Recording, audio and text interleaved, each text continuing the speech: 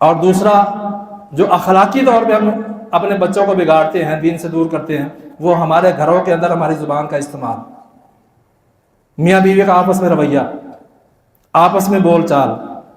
ہم اپنے بچوں کو جھوٹ خود سکھاتے ہیں اور بعد میں کہتے ہیں بیٹا جھوٹ نہیں بولنا۔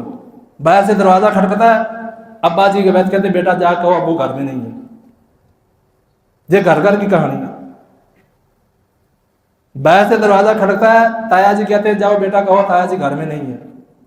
خود اس کو جھوٹ پہ لگا کے کہتے ہیں، جب وہ پھر خود کے ساتھ جھوٹ بولتا ہے پھر کہتے ہیں جی اچھے بچے جھوٹ نہیں بولتے، اچھے بچے جھوٹ نہیں بولتے، اچھے بزرگ جھوٹ بولتے ہیں۔ کیا فلسفی ہے ہماری، کیا منطق ہے ہماری عجیب، کہ خود بچے کو آگ میں دھکا دے کے کہہ رہے ہیں بچہ جلنا نہیں ہے، تم نے صرف آگ میں گرنا ہے، جلنا نہیں، اچھے بچے جلتے نہیں ہیں۔ تو ہمارا گھر کا جو رویہ ہے دینی طور پہ یا اخلاقی طور پہ، وہ ہمیں ہمارے دین سے کتنا دور کرتا ہے، کتنا قریب کرتا ہے، یہ ہمارے گھر کا ماحول طے کرتا ہے، سب سے پہلی بات۔ اور دوسرے نمبر پہ ہماری محلے داری، تیسرے نمبر پہ ہماری رشتہ داری، کیونکہ ان کا ڈائریکٹ گھر کے ساتھ تعلق ہوتا ہے، محلے داری کا بھی اور رشتہ داری کا بھی۔ ہمارے رشتہ داروں میں کتنے نمازی ہیں، کتنا سچ بولنے والے ہیں، کتنا آپس میں پیار ہے، کتنا آپس میں محبت ہے۔ ہمارے محلے داری کے اندر، ہمارے رشتہ داروں کے اندر یہ تین چیزیں اور شامل کریں ساتھ، گھر، رشتہ داری اور محلے داری۔ یہ تینوں چیزیں بھی اثر انداز ہوتی ہیں بچے کی تربیت پر۔ محلے میں کتنے نمازی ہیں، محلے میں دکاندار کتنے نمازی ہیں، رشتہ داروں میں بزرگ کتنے نمازی ہیں، ہماری مائیں، ہماری چاچیاں، تائیاں وہ کتنی نمازی ہیں، وہ کتنا جھوٹ بولتی ہیں، وہ کتنی چغلی کرتی ہیں، وہ کتنی غیبت کرتی ہیں۔ ہم گھروں میں بیٹھ کے اپنے رشتہ داروں کی کتنی چغلیاں کرتے ہیں، فلاں ایسا ہے، فلاں ایسا ہے، فلاں ایسا ہے۔ بچے وہ سن رہے ہیں، وہی ان کی تربیت ہو رہی ہے۔ گھروں کے اندر بڑوں کے معاملات ہوتے ہیں، ہر گھر میں ہوتے ہیں، لیکن بچوں کی پہنچ سے دور رکھیں ان کو۔ ہم بچوں کے سامنے جان بوجھ کے ڈسکس کرتے ہیں تاکہ بچوں کو پتہ چلے کہ ہمارے تایا نے ہمارے ساتھ یہ کیا، ہمارے چچا نے یہ کیا، ہمارے فلاں نے یہ کیا، فلاں نے یہ کیا، تاکہ اس کے دل کے اندر بھی وہ نفرت کا بیج جو ہے وہ بڑھ کر ایک بڑا درخت بن جائے۔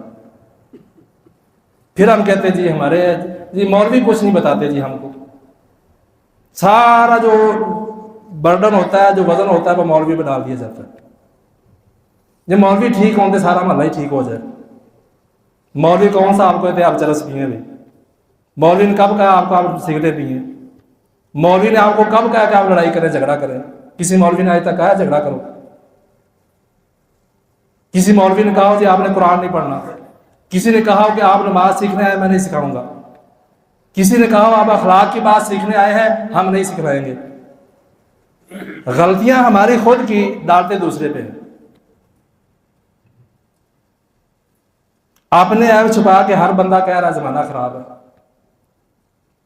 اپنے گناہوں کی طرف ہم توجہ نہیں کرتے، اپنی کمزوریاں اور سستیاں جو ہیں ان کو اپنے سامنے نہیں رکھتے اور ڈالتے ہیں دوسروں پہ، دوسرے ایسے کر رہے ہیں۔ مولوی تو کسی گھر میں جاتا بھی نہیں، تو گھر کا ماحول کسی نے خراب کیا؟ مولوی صاحب نے کیا۔ ہمارے معاشرے میں سب سے بڑا لفظ یہ بولا جاتا ہے مولوی ٹھیک ہوں گے سارے ٹھیک ہوں۔ مجھے بتائیں مولوی گھروں کے اندر کتنا جاتے ہیں؟ جو آپ کے گھروں کا ماحول خراب ہے، ہمارے گھروں کا، ہمارے معاشرے کا، کون سے مولوی نے جا کے خراب کیا؟ اور اس کے بعد چوتھے نمبر پہ آتا ہے ہمارا سکول، ہمارا ایجوکیشن سسٹم، جو پچھلے جمعے یا اس سے پچھلے بھی شاید بات ہوئی تھی کہ ہمارا جو تعلیمی نظام ہے، جو تعلیمی سسٹم ہے، جو تعلیمی ادارے ہیں، وہاں پہ نہ ایمان کی بات ہے، نہ خودداری کی بات ہے، نہ کردار کی بات ہے۔ جو سلیبس لکھا ہوا آتا ہے رٹا رٹایا ہم بچوں کو رٹا دیتے ہیں، امتحان دلوا دیتے ہیں، بچہ پاس فیل وہ بات کی بات ہے۔ جو ہمارے تعلیمی ادارے ہیں جہاں بچے 6 گھنٹے گزارتے ہیں، وہاں سے چھٹی ہوتی ہے آ کے 2 3 گھنٹے وہ اکیڈمی میں گزارتے ہیں، وہاں کون سی ایمان کی بات ہوتی ہے؟ وہاں کون سی نماز کی بات ہوتی ہے کہ بچہ نماز کا وقت ہو گیا ابھی چھٹی کرو، پہلے نماز پڑھو، باقی سبق بعد میں ہوگا؟ کون سی اکیڈمی میں ایسا ہوتا ہے؟ کون سی اکیڈمی ہمیں اخلاق سکھاتی ہے؟ صرف یہ اکیڈمی سکھاتی ہے جس کو مسجد کہا جاتا ہے، یہ ہم کو ایمان سکھاتی ہے۔ اور افسوس کی بات ہے کہ ہم نے مسجد اور مسجد والے کو سب سے زیادہ اپنے گھروں کے اندر بدنام کر کے رکھا۔ جب ہم خود ہی ایسے لوگوں سے متنفر ہوں گے اور اپنی اولاد کو کریں گے کہ مولوی کے پاس نہیں جانا، مولوی کے قریب نہیں بیٹھنا. کیوں؟ یہ جی چندہ کھاتے ہیں، یہ جی مسجد کا پیسہ کھاتے ہیں. تو جو آپ ان کو بنا رہے ہیں وہ کون سا حلال کھاتے ہیں؟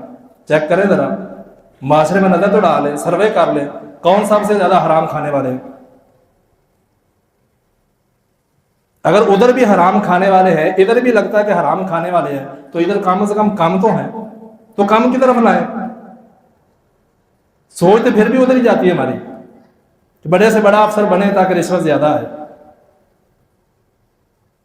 اور تانا پھر بھی ادھر ہی ہے. تو تیسرے نمبر پہ ہمارے ادارے، چوتھے نمبر پہ اور پانچویں نمبر پہ اگر گھر کا ماحول ٹھیک ہے، گھر کے اندر دین کی بات ہوتی ہے، گھر کے اندر قرآن پڑھا جاتا ہے، گھر کے اندر باپ بیٹھتا ہے اپنی بیوی کو لے کے، اپنے بچوں کو لے کے بیٹھتا ہے، ان کو قرآن سناتا ہے، کوئی ترجمے کا رکوع سناتا ہے، کوئی حدیث سناتا ہے. ایسا تو ماحول ہمارے گھروں میں ہے نہیں. اگر ہے، گھر کے اندر ماحول اچھا ہے، محلے کا ماحول بھی اچھا ہے، اسکول کا ماحول بھی چلو مان لیا دینی ہے، تو پھر بھی اگر لوگ دین سے دور ہو رہے ہیں ہمارے نوجوان، تو پھر اس کے بعد اگلی جو چیز آتی ہے وہ دوست ہے. کیونکہ ان چیزوں سے باہر جب انسان نکلتا ہے تو پھر دوست بنتے ہیں. اب دوستوں کی جو مجلس ہے، جو انسان کی محفل ہے، جہاں وہ اٹھتا بیٹھتا ہے، وہ بھی انسان کے کردار پہ اثر انداز ہوتی ہے. بلکہ حدیث میں ہے، بخاری مسلم کی حدیث ہے، مثل الجلیس الصالح والسوء، کہ اچھی اور بری مجلس یہ ایسے ہی ہے جیسے ایک عطار کی دکان ہو اور ایک لوہار کی دکان ہو. جیسے کہ اگر تم عطار کے پاس، خوشبو بیچنے والے کے پاس بیٹھو گے تو تم اس سے خوشبو لے لو گے، اما ان یحظیک، وہ تجھ کو تحفے میں دے دے گا، واما ان تبتاع منہ، یا تم اس سے خرید لو گے. نہ وہ دے گا نہ تم خریدو گے جب تک اس کے پاس بیٹھو گے. واما ان تجد منہ ریحا طیبا، تو کم از کم جب تک تم اس کے پاس بیٹھو گے اچھی خوشبو آتی رہے گی. اور ونافخ القیر، اور بھٹی کے والے کو دوست بنانے والا، جو آگ جلانے والا ہے اس کو دوست بناؤ گے کیا ہوگا؟ اما ان یحرق ثیابک، اس کے پاس بیٹھو گے وہ تمہارے کپڑے جلائے گا. کپڑے نہیں بھی جلیں گے. واما ان تجد منہ ریحا خبیثا، اس کے پاس بیٹھو گے بھٹی کی گندی بدبو اور دھواں تمہیں آئے گا.